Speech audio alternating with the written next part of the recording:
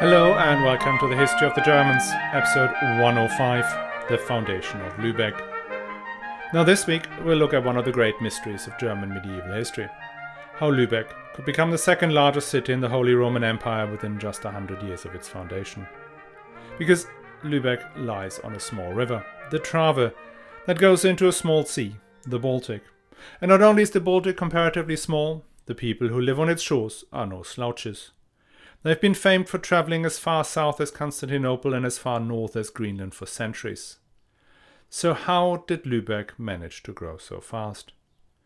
We'll go through the different theories and maybe we can find out.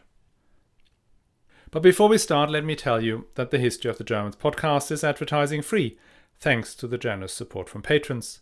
And you can become a patron too and enjoy exclusive bonus episodes and other privileges from the price of a latte per month.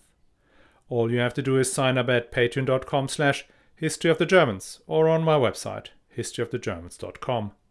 You'll find all the links in the show notes.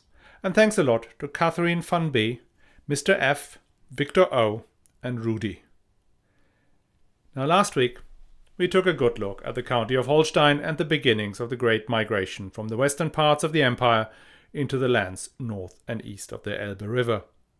200,000 people packed their bags and left the overcrowded cities and villages of Flanders, Holland and Westphalia to settle in territories that were either empty wasteland or inhabited by hostile Slavic peoples.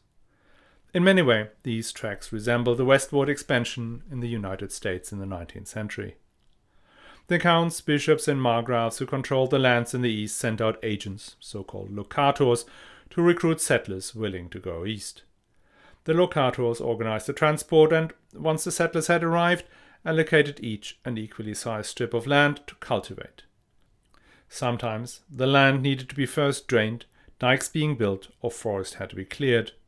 In other cases, the settlers took over villages where the Slavic population had been expelled, or they were given land next to existing settlements.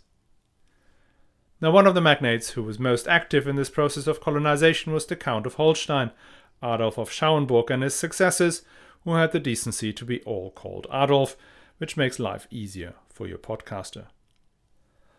Now, this process of settling people from the west in their lands was, however, not limited to the establishment of villages and the development of fields. There was also a big drive to establish or expand cities. There are 4 different types of city foundations, in inverted commas. The first one was simply to establish a city from scratch in a suitable location. But that was actually a quite rare occurrence. As one would imagine, after hundreds of years of settling in the area, the Slavic peoples had already identified and occupied the most attractive sites for their cities. So there would usually be at least a Slavic fortification already there. Sometimes the lord of this fortification would invite tradesmen and merchants to establish a separate town nearby. These towns would have separate fortifications, and its population was often a mix of Slavs, Germans and Scandinavians. And then we have the situation where an existing town changed from Slavic to Saxon control, and its population and infrastructure would be completely altered. For instance, Oldenburg in Holstein had been the main town of the Vagrier. So just as an aside, I've called them Vagrarians in the last episode, which I understand is simply wrong, so apologies. In German they're called Vagrier, and in English I will now call them by their Germanified name, Vagrier. In any event, they will soon exit stage left, so it's a bit late for that. Oldenburg and Holstein had been taken over by the Saxons when the Vagrier had been comprehensively defeated in 1143, and the town was taken over. Churches were built and settlers were invited to move into the city, marginalizing the original population. Then, at last but not least, you have the double and triple cities. That means the original settlement remains its own entity. Then, say, a town of German merchants is established next to it. Shortly afterwards, the bishop sets up his compound with cathedral and bishop's palace.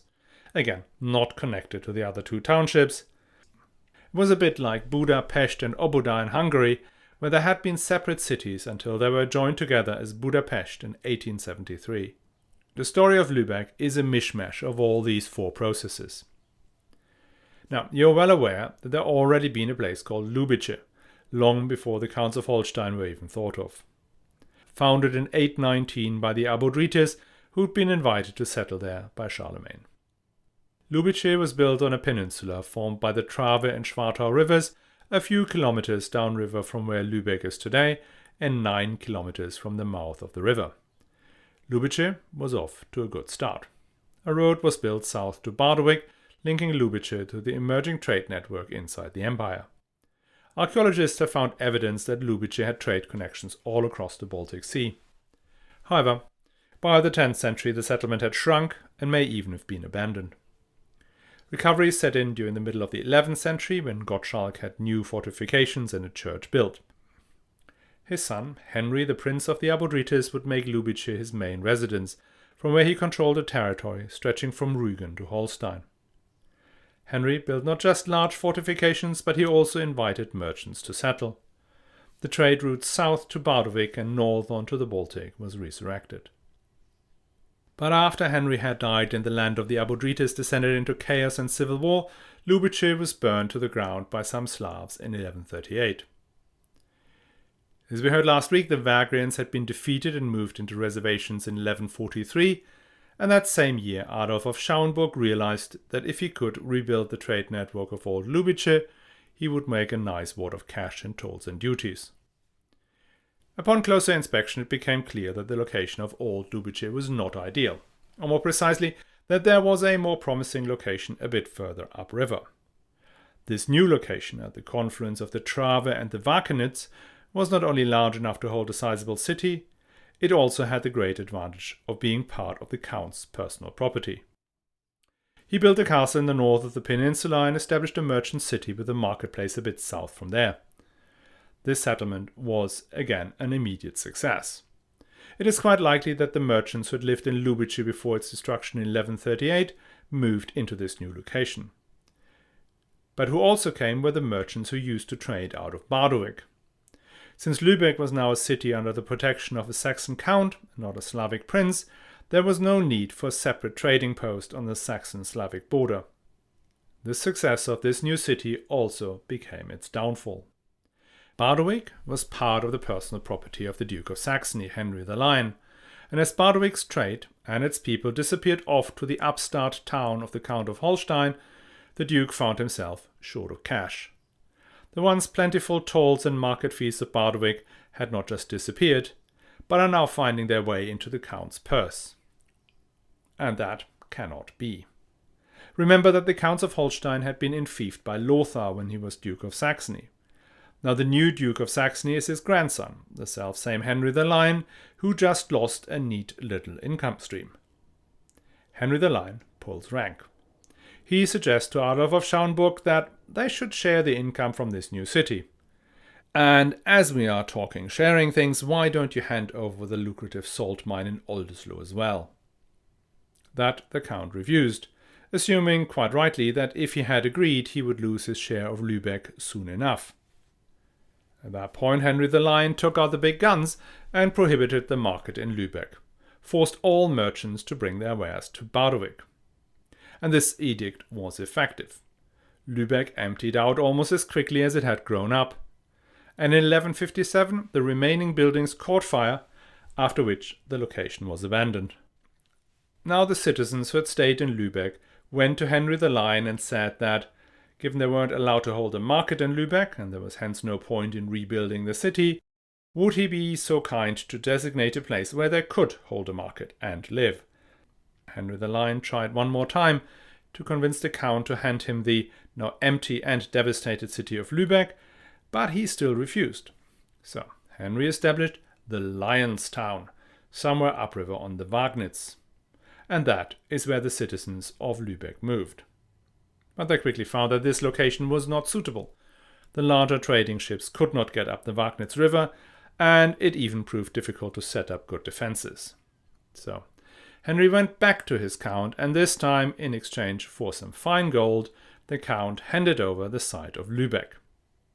So in 1159, the merchants, tradesmen and other inhabitants returned and, for the third time in 20 years, rebuilt their town.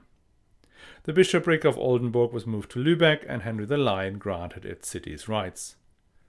From then, the city grows at an astounding pace, and by 1300 it was the second largest city in the kingdom. Only the mighty and ancient city of Cologne was bigger. How was that possible?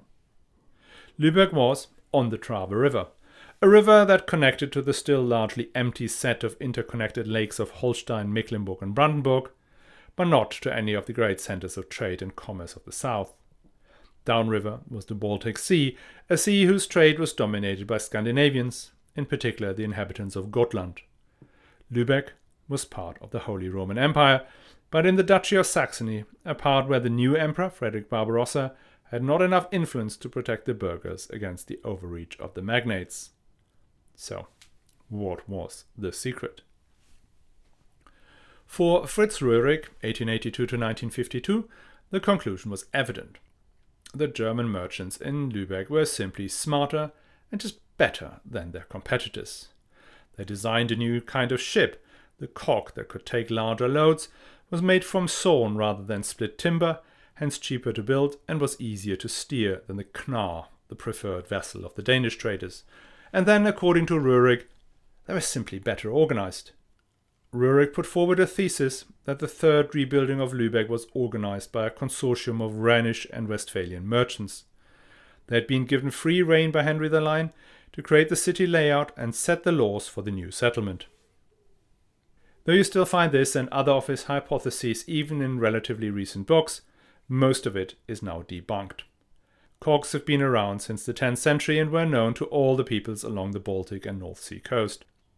In any event, these designs were relatively easy to copy, so if there would have been some material advantage in the Lübeck cog, competitors could and did copy them. As for the legendary planning consortium, there's simply no evidence for it anywhere. Röhrig based his theory on the names of families living on the main square by the Marienkirche in the 14th century. And finally, Röhrig has become the subject of an intense debate over his affiliation with Nazi ideology. Clearly, the idea of German clever cogs fit very neatly into the fascist worldview. So, if it wasn't clever cogs, was it the involvement of the great Duke Henry the Lion? For a long time, German historians praised Henry the Lion for a deliberate policy to sponsor and strengthen the development of cities in Germany.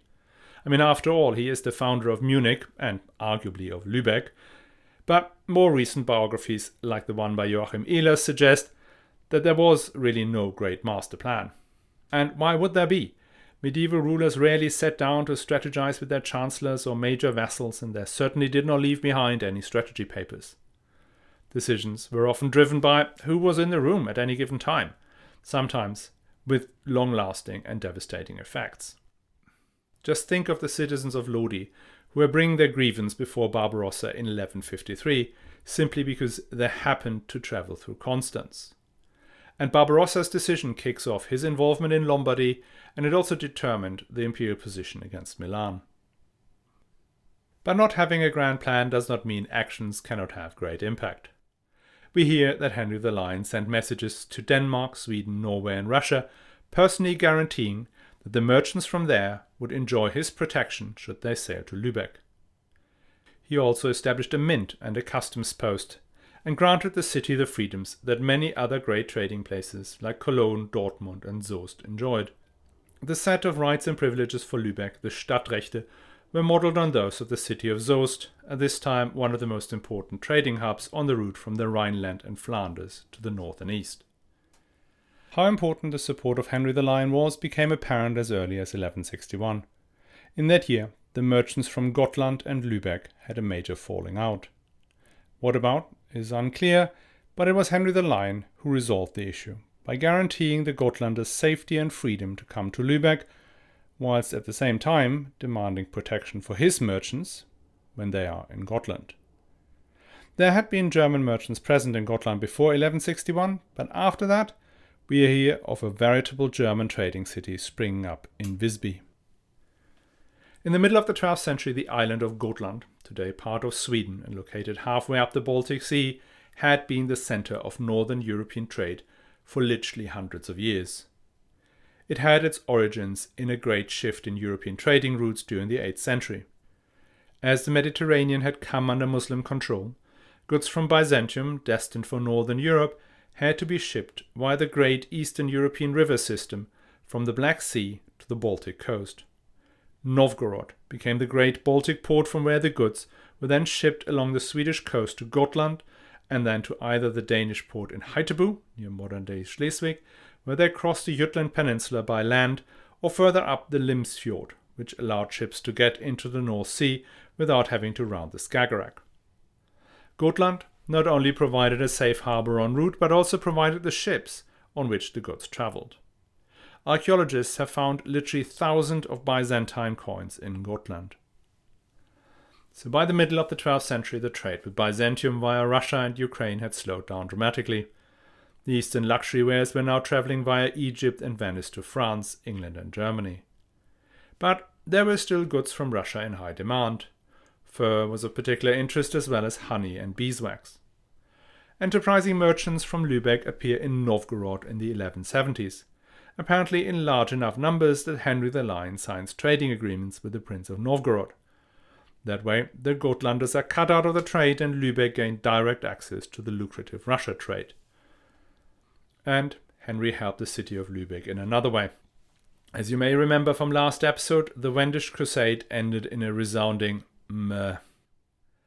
The Abodrites had remained pagan despite some pro forma conversions and a peace agreement between Niklot, the prince of the Abodrites, and the Saxon nobles.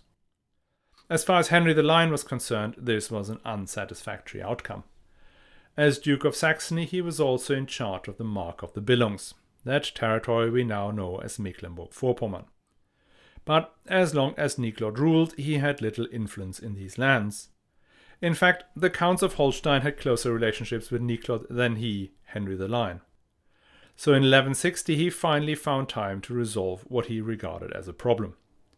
He called all his vassals, Saxons and Slavs, to an assembly in July 1160. As Niklot did not regard himself as a vassal, he did not show. And that was the justification Henry needed. He announced Niklot to be an unfaithful follower and called for a campaign in the autumn. Niklot tried again to preempt the attack and made an attempt to destroy Lübeck, which had only been rebuilt the year before. That attempt, however, failed. Henry's campaign was well organized, and he arrived with such overwhelming force that Niklot vacated all forward defences and sealed himself into his largest fortress at Werle. There he was besieged by Henry the Lion. Niklot led a desperate attempt at breaking the siege, during which he was captured. His severed head was paraded to Henry's tent. Upon the news of their father's death, the sons of Niklot, Pribislav and Verislav, burned the castle in Werle and disappeared into the woods. Henry immediately reorganized the land of the Abodrites. Other than in previous campaigns, this was not a raid. Henry intended to fully incorporate the land of the Abodrites into his duchy. He placed his ministeriales and minor vassals into key positions as counts of Kwetzin, Malchow, Ilo, and Schwerin. I guess only the latter name means something to you. Schwerin is today the capital of Mecklenburg-Vorpommern and site of one of the most photographed castles in Germany. I'm sure you've seen it 100 times in tourist guidebooks or on Facebook posts. What you may not know is that the enormous statue that towers over the main gate of the castle depicts none other than our friend, the now headless Niklot. Why is there a statue of Niklot in Schwerin? Didn't I just say that Schwerin was given to one of Henry the Lion's vassals, an enemy of Niklot? Well, that has to do with the second part of this story. The sons of Niklot had escaped, and as part of the post-war settlement were given their destroyed castle of Werle back. But that was clearly not enough for them. They came back in 1163 to regain their ancestral land, supported by the Duke of Pomerania. Now, we'll talk about Pomerania in more detail soon, so just leave it here that the Duke of Pomerania was a Slavic ruler based east of the land of the Abodrites. The brothers waged a brutal campaign, directed in particular at the German settlers Henry's men had called to live in this new territory. Pribislav burned down Mecklenburg, killing everybody there, and moved on to the castle of Ilo. There he hoped the Slavic population inside the castle would help him. However, the German commander had all the Slavic women and children brought before him and threatened to burn them as a last act should Pribislav overcome the walls. So Pribislav was unable to take this castle, but he was successful in Kwetzin and Malchow, where he promised the garrison free retreat if they surrender immediately. Only Schwerin was still held by Henry the Lion when he appeared in Malchow in 1164. He had mustered a fresh army and has secured the help of King Valdemar I of Denmark. To show how serious he took all this, he had the brother of Pribislav hanged for all the defenders to see. The early morning of the 6th of July 1164, the army of the Saxons and Danes is woken by squires running into the camp announcing the arrival of the Slavs. Rising from their beds without time to put on armor or mount their horses, the Saxons faced up to Pribislav and his allies. Count Adolf of Holstein and Count Reinhold of Dithmarschen tried to hold the gate of the camp, but were overthrown and trampled into the dust. Their sacrifice did, however, allow 2 other counts to muster 300 armored knights who rode at full tilt into the camp, breaking the Slavs' attack. When Henry the Lion finally appeared on the battlefield, the fighting was almost over. The Saxons had won, but at a horrendous price. Henry and his much diminished force followed the enemy to Pomerania, but did not force them beyond Stolpe. Henry claimed that he had to go back as a delegation from the Emperor of Constantinople had arrived in Brunswick. Yeah, absolutely. That is the reason to leave. Henry and Valdemar signed peace agreements with Pribislav, the Pomeranian Duke, and other Slavic lords. As a result of this peace, the Danish king gained several vassals in Pomerania, whilst Henry was put back to the status quo ante. Pribislav was even allowed back onto his castle in Werle. In 1167, as Henry the Lion is getting under pressure from the other Saxon magnates, he enters into an alliance with Pribislav. Pribislav formally converts to Christianity and becomes a vassal of Henry the Lion. In exchange, Pribislav becomes the Prince of Mecklenburg, Kessin, and Rostock. His descendants regained Schwerin in 1358 and make it their capital. They rebuild the castle in a weird and wonderful mixture of styles between 1822 and 1851. The great statue of Niklot was added in 1855, still waving his sword in the general direction of Lübeck. Because the great beneficiary of all this malarkey was Lübeck. Finally, the city was no longer surrounded by hostile Slavic peoples who had attempted and sometimes succeeded in burning down the city at least 4 times in the last 40 years. Instead, their neighbors are now followers of their great benefactor, the Duke Henry the Lion. So, to go back to our initial question, why did Lübeck grow to become the second largest city in the kingdom? Arguably, Henry the Lion had something to do with it. But making sure you can travel safely across the Baltic and being protected from attack by immediate neighbors were necessary, but not sufficient conditions for the astounding expansion of the city on the Trave River. The next big leg did not come from a German, but from a Dane. In 1180, Henry the Lion had lost the Duchy of Saxony, not really because of his refusal to support the Emperor Barbarossa, but more because of strong opposition amongst the other Saxon magnates. There were namely the Ascanier, the descendants of Albrecht the Bear, and then the Archbishop of Cologne, who would split the old duchy amongst themselves. And as we know, Barbarossa did not gain much in this final dismemberment of the mightiest of German duchies. Well, except for one thing: the city of Lübeck. Lübeck had initially supported Henry the Lion, but when the emperor appeared with his army before the walls, they had second thoughts. They surrendered and Barbarossa made Lübeck an imperial fief. And that gave Lübeck an elevated status as a free imperial city. Plus, because Barbarossa and his successors were spending most of their time down south, the Lübecker could pretty much do whatever they wanted. In 1201, they did even go so far as to falsify the charter Barbarossa had given them, adding a few more rights and privileges they fancied. And that document they later presented to Frederick II, who reissued the charter confirming all the sorts of entitlements they never actually had. But before all that happens, something else has been going on. And that has to do with the golden age of the Valdemars. Denmark had faded into the background in our narrative, largely because the country had spent almost 50 years in a constant succession crisis. They went through 8 kings who spent most of their time fighting cousins or half-brothers for the throne and usually died a violent death. This civil war ended with King Valdemar I, the Great, 1154 to 1182, who brought peace to the kingdom, thanks at least partially to the good offices of his best friend Absalon, the Bishop of Roskilde. Valdemar was the son of Knut Lavard, who we had met in passing when he was Prince of the Abodrites for a very brief period.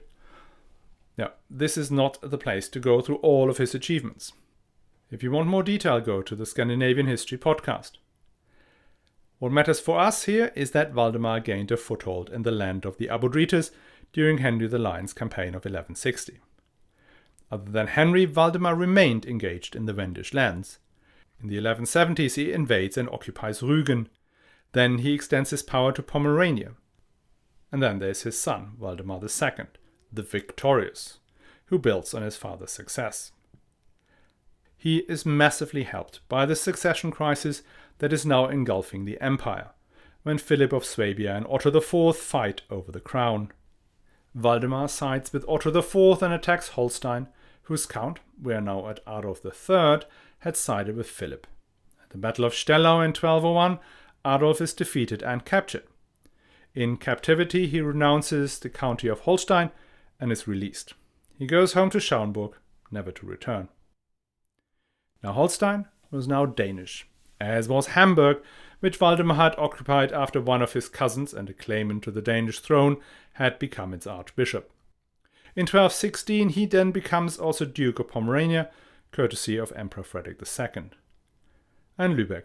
Lübeck recognized Valdemar in 1201 as soon as the Count of Holstein had lost his battle.